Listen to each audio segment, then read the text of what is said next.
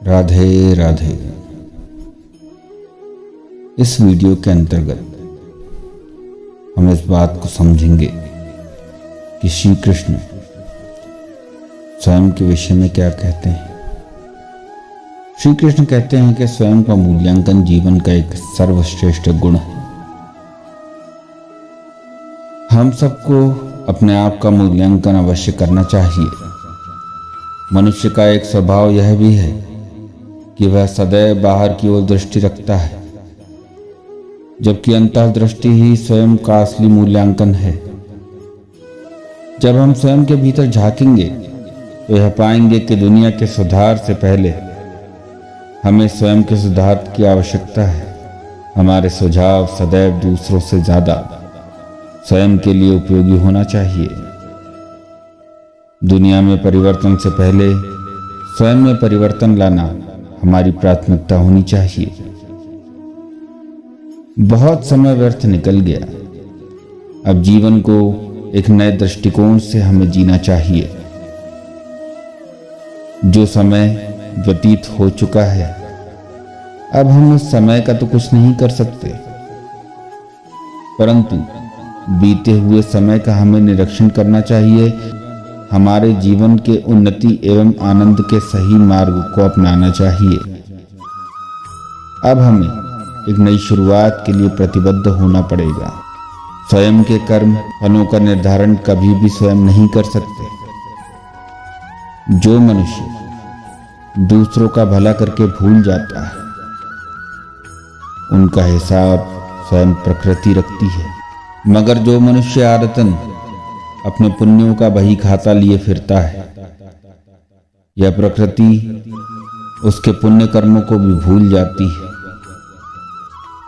जो भी पुण्य कर्म तुम्हारे द्वारा संपन्न किए गए हैं, सत्य समझ लेना, यह प्रकृति निश्चित रूप से उन्हें संचित कर रही है एवं आवश्यकता पड़ने पर वह तुम्हारी विस्मृति के बावजूद भी उनका यथायोग्य फल तुम्हें अवश्य देगी। याद रखना, मनुष्य केवल अपने कर्मों का खाता रख सकता है, मगर उसका परिणाम घोषित नहीं कर सकता। वह अधिकार तो केवल प्रकृति के पास है। भला करो और भूल जाओ। उचित समय आने पर स्वयं प्रकृति तुम्हें पुरस्कार देगी। अपने कार्यों को दूसरों के ऊपर टालने की आदत आपके स्वावलंबन को नष्ट कर देती है। अपने कार्य स्वयं ना करके दूसरों से यह अपेक्षा रखना कि वह आपके कार्य कर देंगे, यह आपकी क्षमता के ऊपर आघात करने जैसा है। आप जब जब किसी काम को स्वयं ना करके दूसरों के ऊपर टाल देते हैं, तब तब आपकी कार्य क्षमता के ऊपर प्रश्न चिन्ह लग जाता है। आपकी कार्य क्षमता इससे प्रभावित होती है। आप वह बनने से चूक जाते हैं जो आप बन सकते थे। अपेक्षा अगर दूसरों से की जाती है तो वह कष्टदायी होती है, और अपेक्षा अगर स्वयं से की जाती है तो वह प्रतिभा बन जाती है। दूसरों से अपेक्षा रखना बेईमानी है, तो स्वयं से अपेक्षा रखना स्वाभिमान होने का एक गुण है। जगत में किसी का प्रेम कभी किसी के लिए कम नहीं होता, अपितु हमारी अपेक्षाएं अधिक हो जाती हैं। दूसरों से अपेक्षा रखना अगर परम दुख है, तो फिर अपेक्षा क्यों? तुम अपनी क्षमताओं पर विश्वास तो करो। वाकई तुम साधारण नहीं, असाधारण हो। विश्वास ही जीवन का आधार है। विश्वास के अभाव में जीवन मूल विहीन वृक्ष की तरह हो जाता है, एक ऐसा वृक्ष जिसमें जड़ नहीं। इसीलिए हर क्षेत्र में विश्वास आवश्यक है।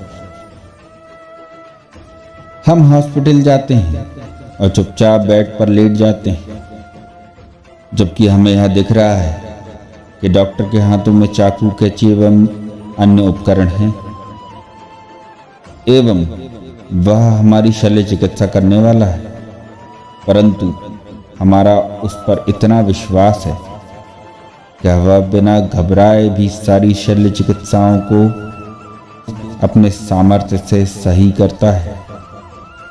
अपने में विश्वास हो, अपनों में विश्वास हो और प्रभु में विश्वास हो तो समझ जाना आपका जीवन एक आदर्श बनने वाला है। विश्वास में एक अलग सामर्थ्य होता है, विश्वास में एक अलग शक्ति होती है। हम सभी यह जानते हैं कि विश्वास से तो ईश्वर को भी प्राप्त किया जा सकता है। प्यार पर विश्वास प्राप्त क्यों नहीं हो पा रहा है? विवेकानंद जी ने किसी से एक बार पूछा कि वह सब क्या है जो सब कुछ मिट जाने के बाद भी पुनः प्राप्त किया जा सकता है। ऐसी कौन सी चीज है जिस चीज के भरोसे हम अपने सारे जीवन को सफल बना सकते हैं? विवेकानंद जी ने उत्तर दिया कि वह केवल विश्वास है। स्वयं पर विश्वास, अपने कर्मों पर विश्वास एवं परमात्मा पर विश्वास। जिस भी व्यक्ति ने इस विश्वास की बुनियाद को कायम रखा वह सब कुछ पुनः प्राप्त कर लेगा। किसी व्यक्ति के जीवन को देखकर यह समझा जा सकता है कि संपूर्ण जीवन में उसकी संगति कैसी रही है।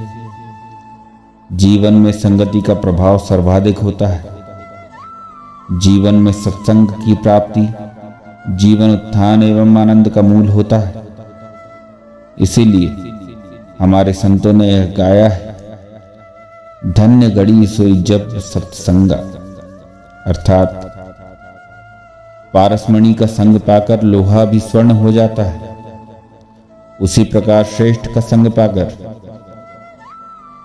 एक निर्दयी भी जीवन अपना मूल्यवान बना लेता है एवं वह श्रेष्ठ अवश्य बन जाता है। अन्न, धन, ऐश्वर्य, वैभव, पद, प्रतिष्ठा, मान सम्मान, बल, बुद्धि, विद्या, भले ही जीवन में सब कुछ हो, मगर यदि आपके साथ कुसंगति है तो यह सब कुछ रावण की सोने की लंका की तरह ही माना जाएगा। यह सब समाप्त हो जाएगा।